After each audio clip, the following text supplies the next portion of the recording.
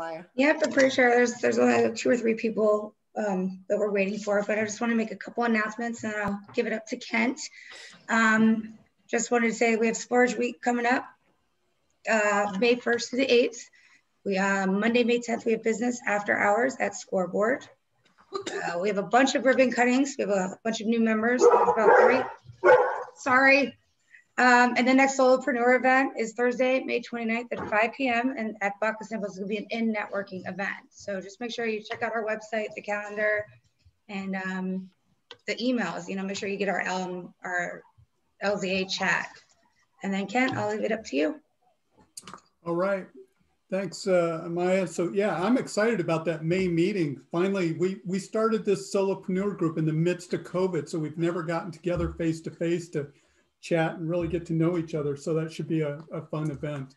But hey, I'm excited about today. As you all know that we don't often have outside speakers that come into here, but it's a pleasure when we have that opportunity. And Victoria Cook is somebody who came highly recommended by multiple members in our chamber when I was looking around for someone who could speak on business and marketing. And while we have some people in the chamber who do that, there was not a speaker available. So we went outside for that. So if you don't know Victoria, she's known as the guilt-free marketing coach. She's famous for her ability to demystify marketing and make the often complicated marketing strategies easy to understand and something that we can all put into action. She's a top-rated and appreciated speaker in our local area. So it's kind of fun to have an expert who comes to us locally.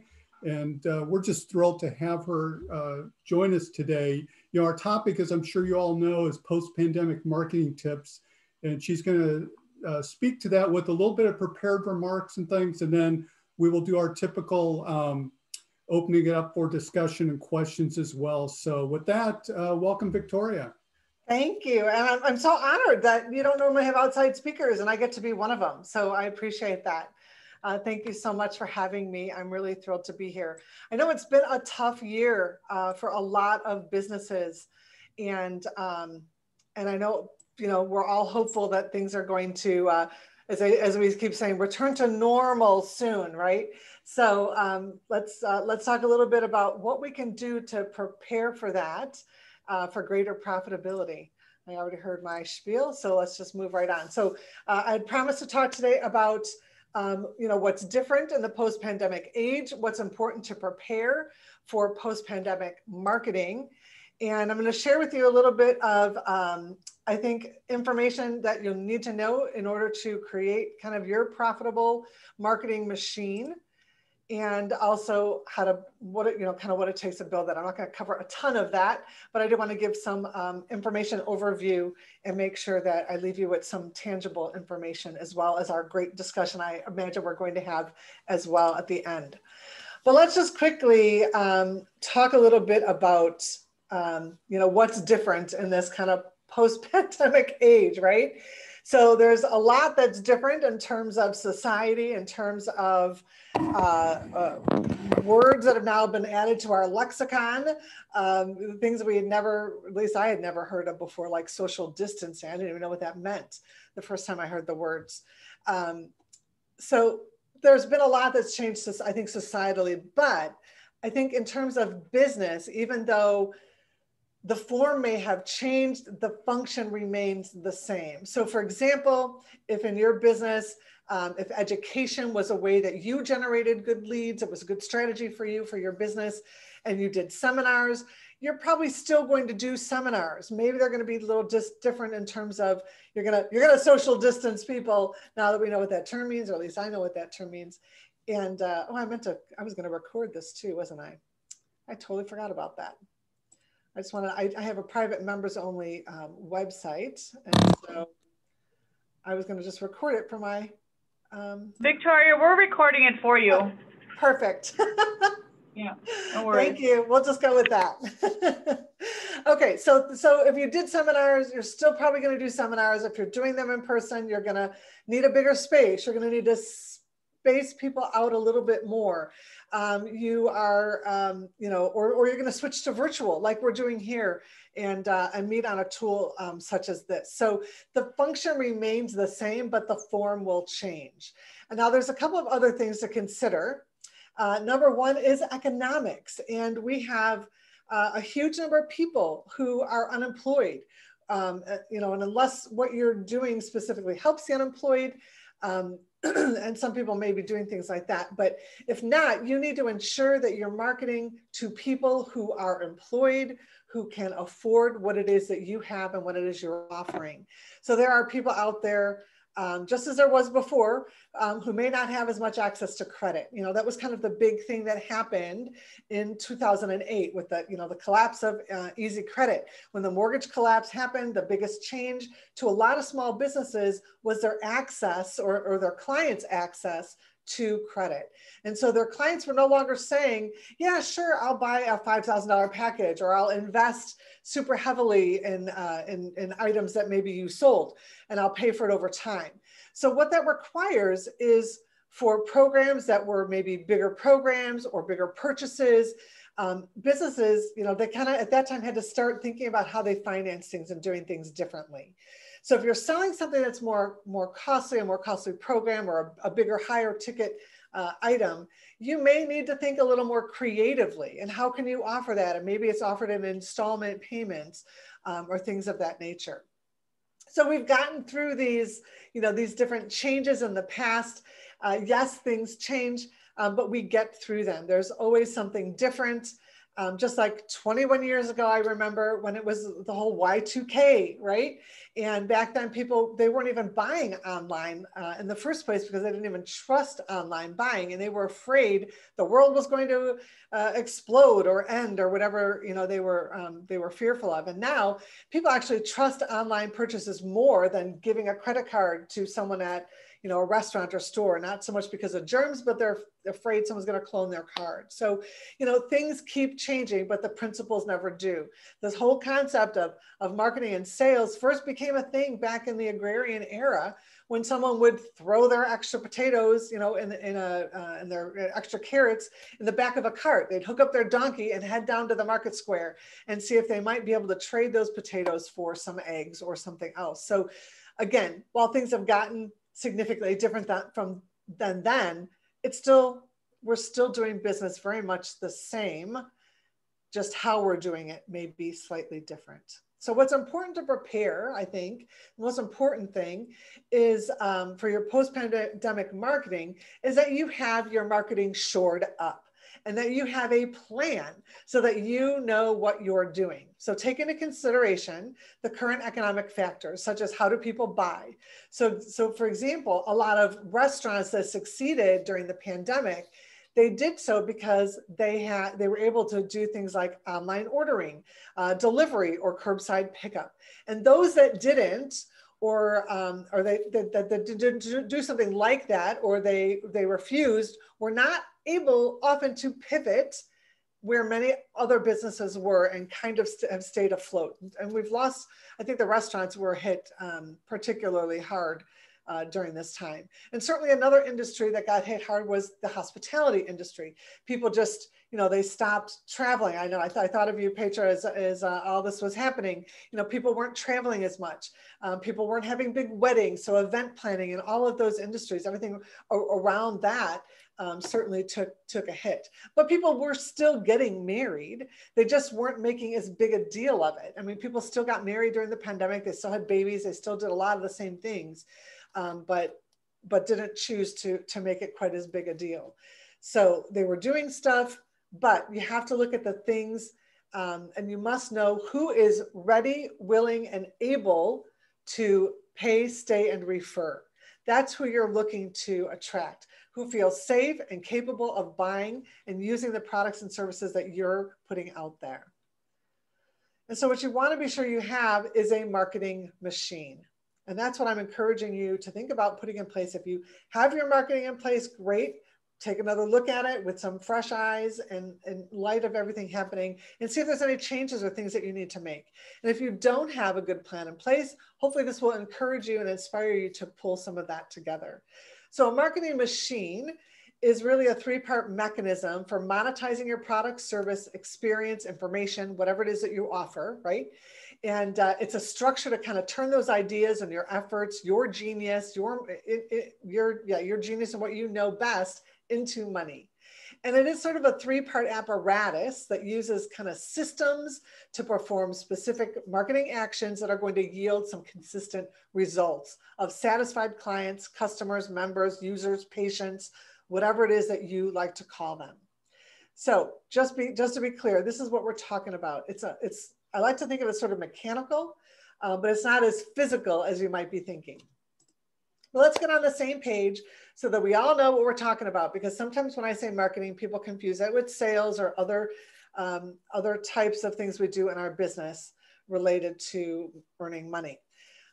So let's talk a little bit about what marketing means, so we're all on the same page. And I love this definition by my good friend and mentor, Veronica Noyes, who says that marketing is the exact art and subtle science of attracting, acquiring, and retaining great clients profitably. And that's what we want to do. We want to be profitable. And so if you're not doing that, then maybe something is not quite right for you in your marketing, and it needs to change.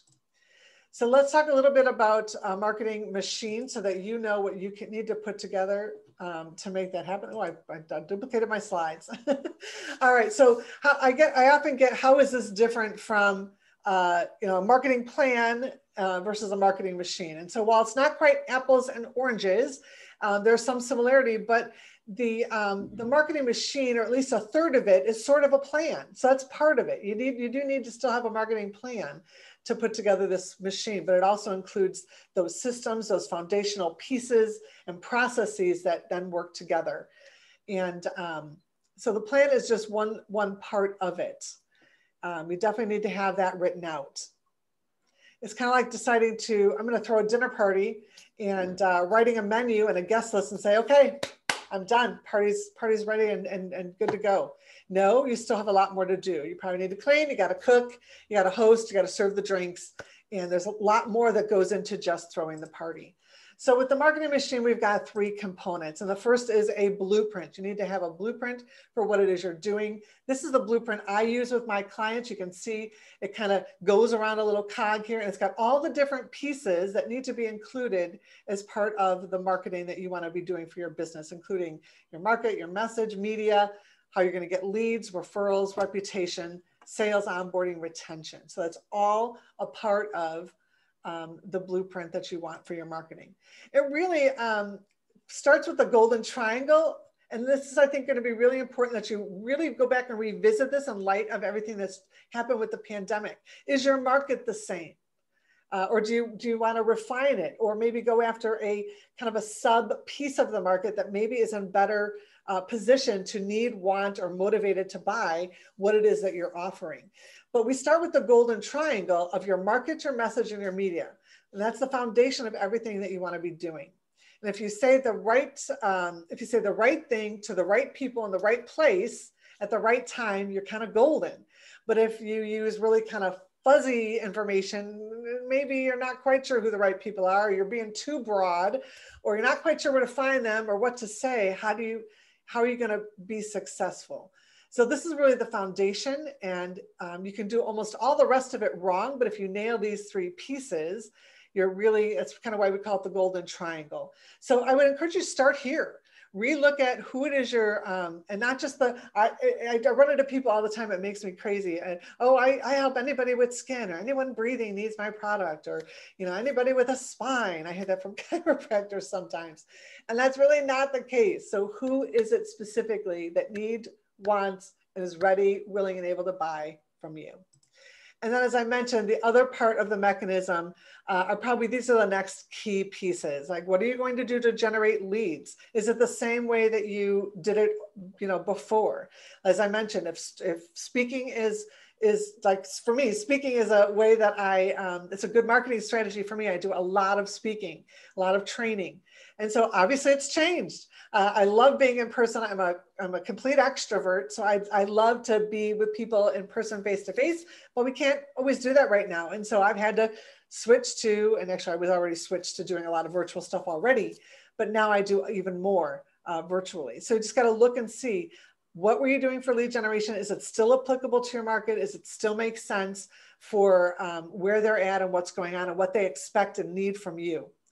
And then of course, referrals, and that's all about, do you have processes in place to ask for and get good referrals from your clients? And then your reputation, which, social media certainly is a good part of that, but it's what is it that you want people to believe about you and know about you. And of course, 5-star reviews are all part of that. And then of course, you want to have some good sales mechanisms. So these are just kind of some of the key, I would say some of your first processes to make sure you kind of nail down, get your systems in place for doing these, because these become those cogs in the wheel or those flywheels that will move your marketing forward more quickly. Onboarding and retention, those are kind of, once you've got the client, once you've got a client, how do you bring them on so they have a great experience, and how do you keep them buying? Both of these are essential to reducing your cost and your effort. So cost, time, money, reputation, everything. You can reduce the cost of marketing and sales and boost your profitability when you think really hard about how are you onboarding and retaining your current clients and making those processes really hum. I hope this is making some sense. So the second component of the marketing machine then is your map. So once you have the strategic piece of all these different topics kind of laid out and what you're going to do and what you want to be known for and who you're going to talk to, then it comes down to what am I going to do to put all this in place? So let's say you don't have an onboarding system. So then you're going to want to start there. How do you bring clients on? What do you need to do month 1 to get that started? And month 2, what other pieces do you need? And then maybe month 3, you're actually going to implement this new onboarding process. So you want to think, I like to think in terms of 90 days. I think that works really well for my clients. And they can kind of get their arms around that, and it gives you a place to get started. Now, if you don't have a lot of these foundational pieces in place, I encourage you to really give yourself 90 days to kind of lay that foundation and really put all that together. And then you can kind of go into the running of it and making sure that it's working for you once you've kind of laid all of it and put the different pieces in place. And then that's what leads us to the monitor. That's kind of the third piece of the marketing machine is, what you focus on grows.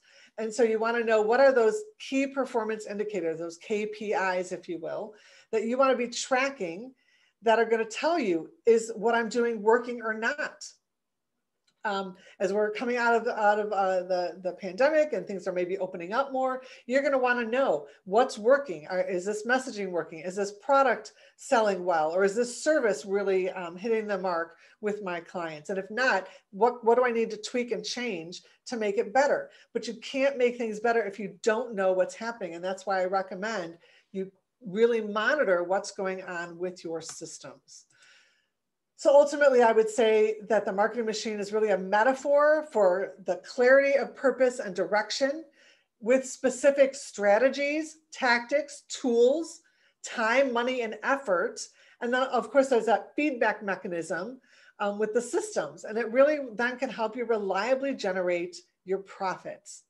And so if you don't have this kind of piece in place, or you don't have, maybe you've got some of it started, but you haven't maybe systematized things, I really want to encourage you to be thinking about that, especially if you've got some downtime, if you're maybe not as busy as you'd like to be because your clients are coming back maybe a little more slowly.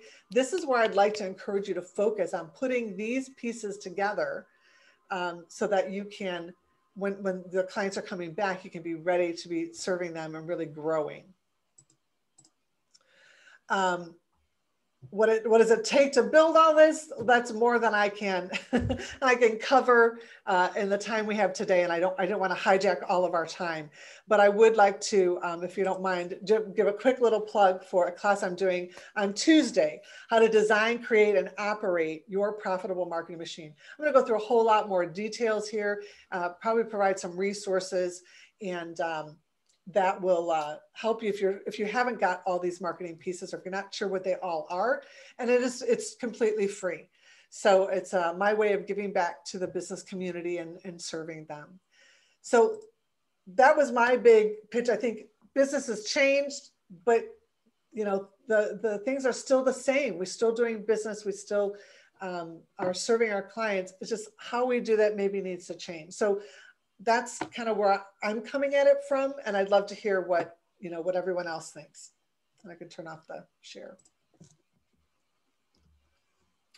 Great, thanks, Victoria. Anybody have any questions or any thoughts? I'll jump in and share one of mine. It was real early on, you mentioned, Victoria, your marketing plan and how it should be reviewed. And just, I think the tendency, right, is just keep going, well, I'll just pull out the one I was using a year ago before this pandemic hit and do that. And it, you know, hadn't occurred to me that I should be probably a little bit more formalized in my reviewing of that. I certainly know, when I stopped to think about while you're talking, I'm like, oh my gosh, I know there's products and services I could offer now that would be much more well received than prior to the pandemic. And I probably don't have my marketing set up to emphasize those, to launch those, to package them up so they look like a product or service. So that was what hit me, is to don't just dust off my marketing plan that I had a year ago and fire it up again. Absolutely. And I love the point you just made, Kent.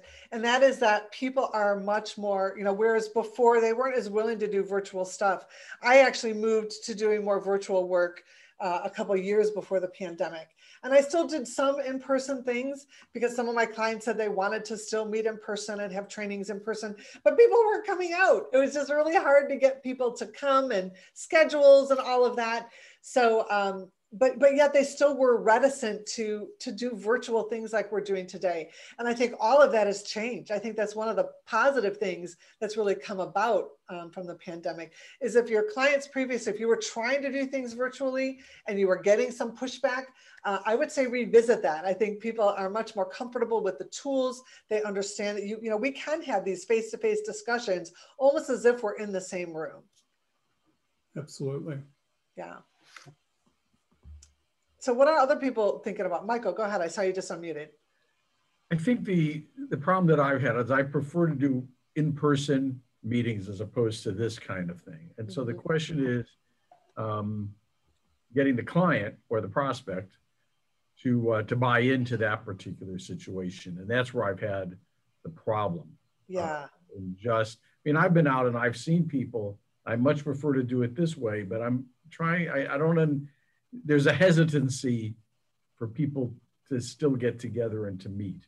I'm just wondering where you're at. Yeah, and I've seen that. You know, I've worked with many of the clients with which I work do work in person. I work with a lot of professional organizers. I've got photographers, interior designers. And so one of the things that has worked really well for them is being really clear about what are their COVID protocols and how will they meet safely in person with people. So I had a photographer I worked with, and she, at the very beginning, or kind of midway through the pandemic, around summertime, you know, all her weddings were canceled and things like that. And that was normally when she would be doing her senior photo shoots. And I said, well, you know, why not? You do many of the pictures I see you do are outside. And she said, yeah, and I've got a backdrop I can bring. So she put together her protocols and what was required, what she was going to do, what her clients needed to do. So for her senior shots, you know, like a parent needed to be there, and instead of her, you know, fluffing someone's hair or moving something, mom did all of that, and she stayed back, and she's got beautiful photos and was able to really, I mean, her business did really well despite the fact that, you know, a lot of photographers were struggling during the pandemic. So I think if you can be really clear about and where you can meet, maybe you find some outdoor areas and what the protocols will be and how far you'll stay away. Those kinds of things I think will make people feel a little more comfortable if you're more clear about what it is you're doing and how you're going to operate in this pandemic era, if you will. I don't know if that helps at all for you, Mike. Yeah. I would have to say for me was the hardest not personal meeting people. I'm very personal, and I think like Michael, for me, I was just like, I'm not doing this Zoom. Just fun should do it, and it was probably the hardest for me to switch from that. And it was something really needed, something just You have to just, I guess, suck it up and just learn to deal with that and make the best, use this tool. It's a great tool. Right. And, but it was the hardest for me probably to switch from that personal meeting to visual like that. Yeah. And that's where if you can, you know, things like when you're on Zoom, you know, being able to share a screen, I think there's a lot of benefits to, you know, be able to take people to your website and show them things. I think that also can enhance that conversation, and think about how you would do things in person and what do you need to put in place that can substitute for that. So if you've normally brought a brochure, you know, you can't bring a brochure, so maybe you have a web page instead, and so you can show the web page. So just be kind of thinking how you can kind of pivot a little bit and do what you did, but in a little bit different way. Victoria, what do you think about things like Constant Contact as a vehicle for with people? What was that, Petra? I said she loves it. So here's what I love about tools like that is I love those as a keep in touch strategy. Constant Contact is not a be all end all marketing. Like, it's not going to do all your marketing for you. You're going to probably need to do more than just emails. But I do love that, and that's something I talk to my clients about. That's why Petra is saying that. She's heard enough of my classes to know I'm always saying you need to keep in touch. You need to be staying in front of your market on a regular basis with information that is useful to them and also positions you as an expert. I will tell you, and I've been in business since 2004, and I have had an electronic newsletter most of the time that I've been in business. I think I probably got it started within 6-8 months of starting my business. And I have gotten over the years a number of clients, and they've been long-term clients. So the value to me through that is big. Now, it doesn't happen all the time, but when it does, it was an easy thing. You know, somebody got on my list, they heard me speak, and they maybe got some information from me, and then they get, once a month, they get my newsletter, or twice a month, they get my newsletter. And then when they're ready, they come back. So you don't get forgotten. But you got to make sure, if it's just, here's what I don't like, and I don't mean to pick on you, Mike, but I've seen enough of realtors and insurance folks and financial people. Somebody does a newsletter and they just slap their name on it, and it seems really impersonal and really not as I don't think as useful as something a little more personal, that you reach out and touch your clients with some information they need or want. Victoria, and I'm going to probably include Rich on this too, since he's also in the travel industry. It's one of those things that you want to keep the information in front of people and you want them to start thinking about traveling again. But there are some that just don't even want to think about it, right? So you have to be sensitive, but then, where's that line where you cross to say, okay, I keep saying, let's start planning your vacation, not to say that you have to travel now, but let's look at 22 or 23. But it's that uncomfortable line of, okay, some people don't even how can you even talk about travel, period, Well, and other people are like, well, what's that going to look like? So it's like, well, how can you be talking about those things? What's the latest? Because it's always changing. We hear one thing, don't wear a mask, wear 2 masks. I mean, it's the information is always changing, right? And the same thing with the travel industry. So if you can keep the pulse on what's happening and making sure, here's the latest, what we know, here's what we think is happening, here's what we're hearing from these sources, and making sure that people are staying abreast. I think that's if you can be a good resource, that's also a good thing to do with your newsletter. But it's just not, right now it's hard because it's not just weekly change or whatever like that. A lot of times it's hourly, and everything that we have to do to stay on top of stuff, we're just not sending people traveling right now. We have to be the central place for information for everything, where they want to go and everything else, with all the current and changing statuses going on in all the different countries and areas and everything. Right, for sure. And so if you specialize in an area, really sharing what I think is, again, positions you as that expert. If you are I've known some that do cruises, they mostly specialize in cruises. Well, then you want to be talking about everything going on in that industry, or whatever it is for you. What else are you worried about, or what else are you thinking about in terms of planning for your marketing and growing your business as things continue? And who knows, when the normal is going to hit, and if there's really even going to be a normal. I think it's going to be the new normal of, it's never going to be how it was. So, how do we reconcile that and move forward? I've actually upped my marketing just because I think I need to keep myself visible and let people know that there's hope and that there will be the world opening up. And thank you to Jory at Lifestyle Magazine. She's helped me spend my money in getting those advertisements and stuff. And we are going to be having an event for the Hawthorne Woods Country Club with some cruise lines and such. And we're going to do it virtually and in person. So, there are those that don't want to come in and some that will. But I think I've been upping my marketing, whether it's, I think it will come back, so, but I think you put a smile on people's face. I get your little magazine, and I call it travel porn. It's like, oh, that looks pretty. I'd love to be there. How do I go there? I loved your little thing there, Jory. That was cute. So yeah, I think it's important to stay in front of people in different ways. Yeah. And then, sometimes you have to put your money where your mouth is, and sometimes networking helps, but sometimes actually spending money on it, I think, will bring a return. Yeah. And it's got to be more than just networking. You know how I feel about that. It's about one-on-one relationships and who knows who. And how can, you work together? I'm a big proponent of power partnerships and doing things to help one another. That's why I love groups like this. So I don't want to say who doesn't have a marketing plan, because I'm not trying to put people on the spot, but who's thinking about things that can maybe be tweaked with their marketing in light of some of the changes? Yeah, go ahead, Nancy. And then we'll hear from Rich. We had a marketing plan. We were a year and a half in the making as a corporation before any product would come to market. So we have a physical product, so it's not like launching a service and you can start quickly.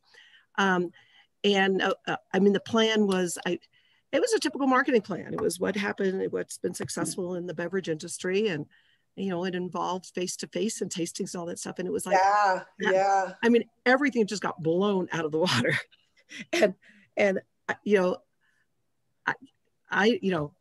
We're trying to recreate it, but it's difficult because you create, but that you're going to have to go back.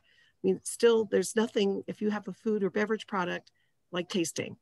Yeah. I don't know how to taste through Zoom. All we can do is make it sexy and have people go out and taste it. I disagree. Oh, really? Okay. Tell me. Because I've seen people doing I haven't done it myself, but I know some other chambers have done like a wine tasting thing. And so people sign up and they go somewhere and they pick up their stuff, and then we all get on Zoom, and then someone leads you through the tasting as though you're all together. I know a cousin of mine did that with some whiskey. They bought a little whiskey thing. Bourbon and whiskey, yeah. You can do it with Zoom, and but in terms of the volumes you need to get customers you never met, because we can't even sell our own product. That's, we have to, it's the liquor store that we have to send somebody to, to pick this up. But anyway, we're coming out of it, but I didn't mean to, it's, But I love this idea. I'm rethinking this. I'm probably going to be talking to you. Great. But what I love about this, even though none of us are beverage businesses or food businesses, what I hope you're seeing is you got to think outside the box a little bit. You got to be a little more creative, and there's ways to do things. We just got to figure them out. So Rich, I think you had something you wanted to say. I think the one tool that I really hate, but I also know that works really well, is Facebook. And what's the best way to use that overall? That's a good one. And I'm sure, who was it? Alyssa probably has way more. I just had to remember which one of you was the copywriter. I wrote it down. Probably has way more to say about that. So I'm going to let her start, and I'll just chime in with what I think and know. But you're probably more of an expert in that area than even I am. I'm more of a generalist. Yeah, well, Facebook is absolutely a great tool to connect. And, we were just talking about staying in touch with your customers. And that's a great way if you have like a business Facebook page to stay in touch and engage with your customers, even, if you're not ready to send out an entire newsletter or things like that. It's a way to keep top of mind along the way. So a business page is probably the first step. Facebook ads are very, very useful if used correctly. But that's a bit more that requires spending on your part. You become a little bit more invested.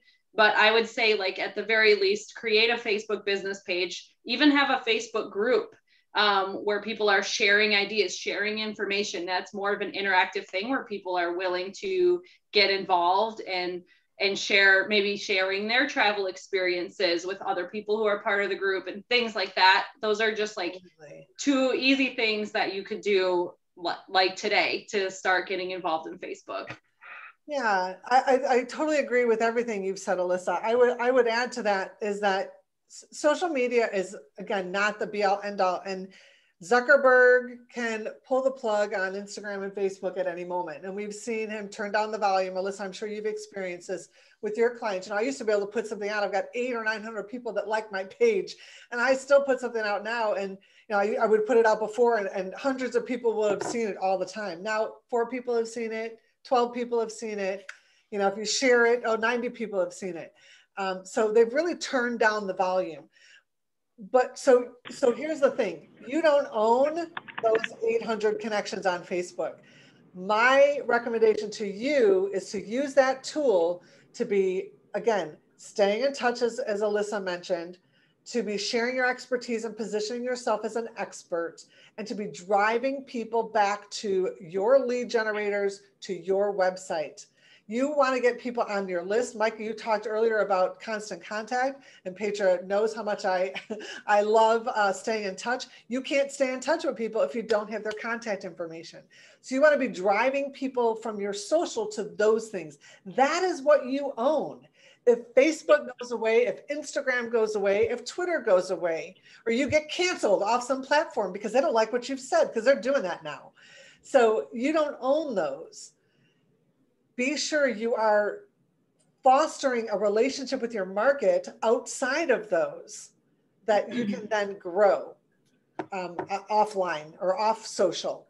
But definitely social is a great resource for staying in touch, building that know, like, and trust factor, and starting to be known as an expert. And start small. Rich, that's my suggestion to you, is to start small. Victoria?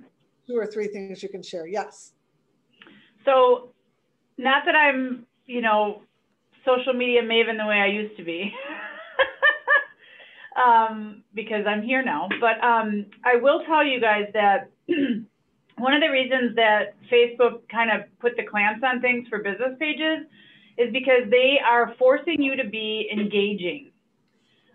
So the only way people are going to see those Facebook pages if you are really demanding that they respond. In other words, asking a question, right? Pop a comment below, really kind of prompting them to do something. If it's just a, hey, I have a webinar coming up, or hey, I have, this article, that probably won't get that exposure. But if in the comments you say, hey, heart this if you're planning on coming, or heart this if it looks interesting, or if there's a paper or a blog or something, hey, tell me your favorite, what did you learn from this? Like, it's always prompting the question, and that should help, hopefully. As much as we can not control it, it should help to engage, because the minute that algorithm sees that engagement, then they start showing it to other people. And it's kind of a good practice, because otherwise people are just getting bombarded by, Facebook businesses that don't really know the proper way to use Facebook, which isn't advertising. It's, right. It's engaging and being authentic and stuff. So that's and one thing one thing I would add too, Claire, to that is you also have to be careful, because with the latest algorithm updates, if you include the word comment or tag or words like that in your post, it will be deprioritized by Facebook. So they're now creative on that question. Okay. Right. Like drop a heart, or, you know, like phrases like that are creative ways to get around that. But if they see the word comment, if they see the word like, if they see, because then you're trying to get that engagement. You're trying to work around the algorithm, right? Mm-hmm. And the algorithm's always changing. So there's always new and crazy things you need to be aware of. Yeah. But I like to, Alyssa, I think you mentioned Facebook groups. I think, and it goes to Claire's point about engagement and community. I think that's the other thing. Facebook is really trying to create more community. I don't know if you've seen, they've even done, we don't have cable TV, we only stream, but like on Hulu and things, I've seen a lot of Facebook commercials, which kind of surprised me, but it's all the commercials are about groups and finding your people and finding people to talk about. And so if you've got a Facebook group, I think that's a great way of engaging some of the people who are interested in what you're doing and sharing information, allowing them to talk and share with one another. I think travel is a great way to do that. And like I've got a women's business development Facebook group.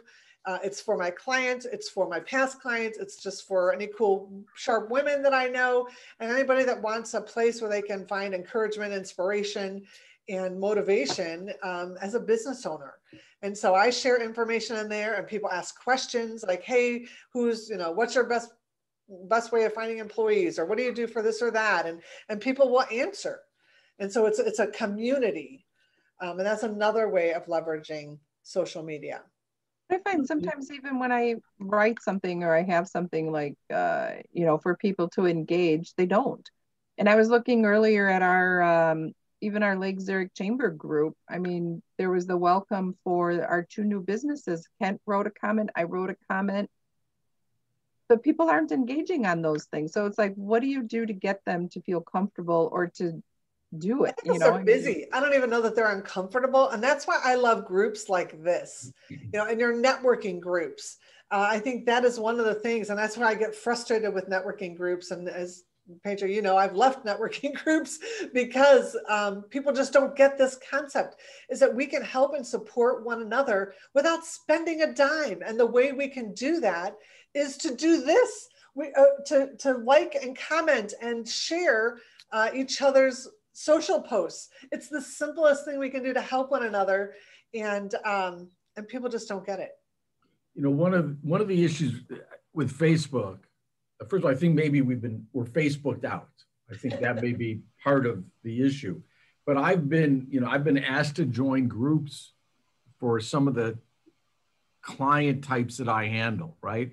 And then I and I may not. So one of them was like guys that are in the jewelry business. That's one of my specialty areas.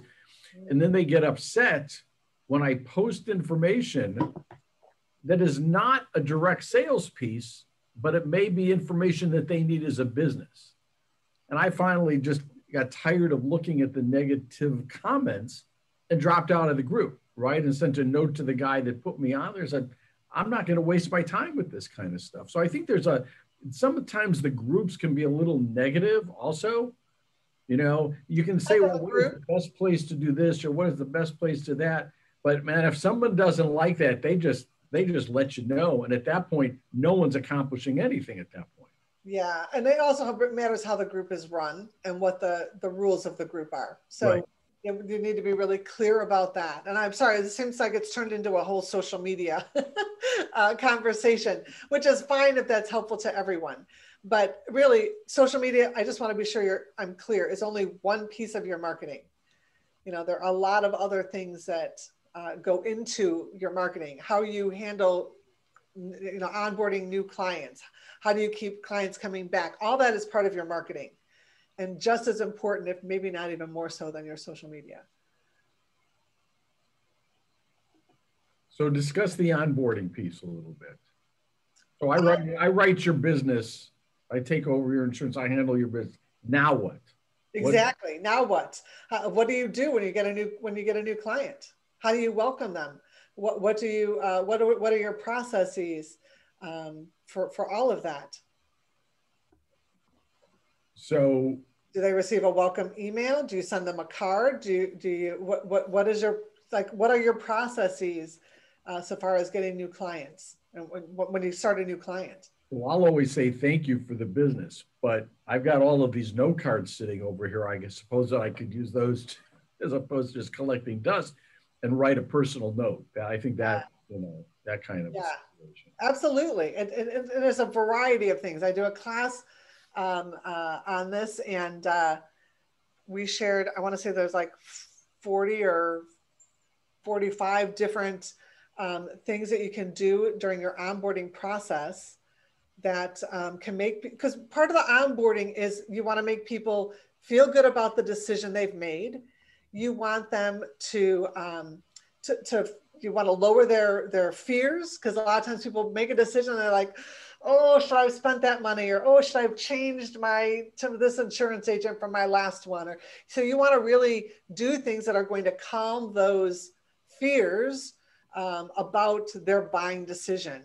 That's part of it. One of the things I do is I have a welcome card that I send out to my new clients, and it does a number of things. It welcomes them, it thanks them for joining, it reiterates our mission, and I'm excited to work with them. I've got a spot, you know, asking them, are you happy? Leave us a review. Well, a lot of times when people have that first initial purchase with us, they're glowing, they're happy, you know, things are good. That's a great time to ask for a review. So I ask for a 5-star review. I give them an example of a review. So that's something else you can do that will help my reputation as well. And then on the back, it's got information for, you know, how they can find us. What's my phone number, my email, where do they access the member site? I have a private only member site. Where's our Facebook group page? So just giving them information so they get connected and brought into my community. That's, again, my business is a little different than yours, but still, you can do different things to kind of lower that fear and make people feel good about the decision that they've made to work with you. And that's nice because it comes in the mail. Yes, it comes in the mail. Yeah. So I do emails for birthdays, but I think I'm going to do a better job at maybe sending out cards. Yeah, so I do emails to people on my, you know, that are on my list, but my clients, they get an email, but they also get a birthday card. And I do a shout out in our Facebook group. So, I mean, I just try and make them feel even more special. And you want it to feel special, not that it's, you know, like generic. Yeah. Like it's just yeah. For sure. Hey, before we get too far, everyone starts leaving. Can I grab a quick picture? I like to post a quick picture when I do some of these things. So if you look, smile. I love Claire smiling and duplicate there. 1, 2, 3. All right, fantastic. Thank you. So I'd really love to hear, because we've got just a couple minutes left. What is it that you're going to do next? Because as a coach, right, my job is to deepen the learning, but also forward the action. And so, you know, I didn't want to overwhelm you with too much information today, but from this discussion, what are you taking away? Kind of what sparkled for you, or what aha moments, insights, inspiration are you leaving with? Well, I would like to say definitely I'm going to try follow better through like the thank you cards. You know, I do some, then I forget, then I have a process, then I get busy. So I think just they try focus more to really, I just know right now, actually it's important to follow with the little things, to follow with the clients. So that's for me kind of a little reminder to appreciate clients more. And I love the review kind of, because I'm better with reviews, never ask people, and, you know, could I probably more. So I think that's definitely something I take away from it. That's great. I'm so glad to hear that. And I'm sorry, someone just direct messaged me and I sent them something I was trying to post to everyone. So I apologize for that. I just wanted to post in the chat. I mentioned a class I'm doing next week. So if you're struggling or not sure what to do for some of these areas that we've talked about today, please come and learn more and get more details and more inspiration and resources to make that happen at the free class I'm doing next week. And if anyone's got questions too, I'm happy to set up a quick 15-minute conversation for us to talk about what you're up against or what you're doing and if I'm the right person to help you or not. I know a lot of other resources. I've been in business a long time, so I know a lot of folks, and I'm always happy to connect people. Well, let's keep going. Thank you. Kasha, I'm thrilled to hear you're going to take some steps and start using some thank you notes and making your clients feel special. I think appreciation is a great marketing strategy, by the way. What I've taken away is, since we're not a direct sell to client, is just the importance of getting that, what we use like a social media type message and trying to figure out how to engage so that we can now start owning some of that contact data information and trying to think about what it is that we're going to do to communicate, to provide value, particularly as we grow and grow in product line. But that was like the aha, like, hit me in the head. So. Yay!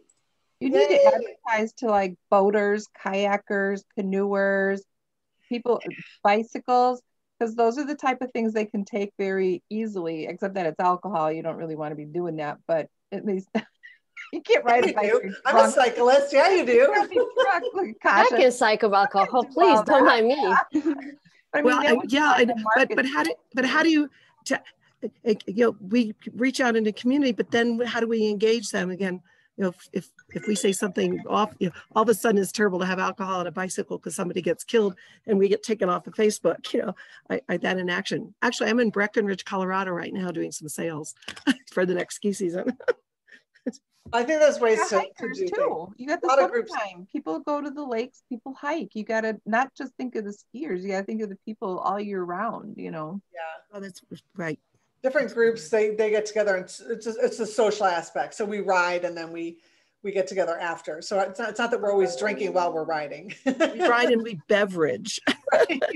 Actually, I hydrate. To a Wheels Women and Wine event at the Lucky Break Bikes. They're going to get those going again this year. So absolutely, we add some stuff. All right, who else? We got just 5 minutes left here. I'd love to hear what other ahas, takeaways you have from today or next steps you're gonna run with. I've never actually asked anybody for a review, and so I know, isn't that shocking? So what I'm going to do is I'm going to give all of my sponsors a great review, and ask for a review in return. See if they do. I will forward you, Jory, a review that somebody asked me to do for them on their Google. So I will forward it to you. And I need to get better at that too. I ask people, but then they don't do it. And it's like, you don't want to pressure them and say, come on, but, but I'll forward it to you so that you can kind of see how they ask.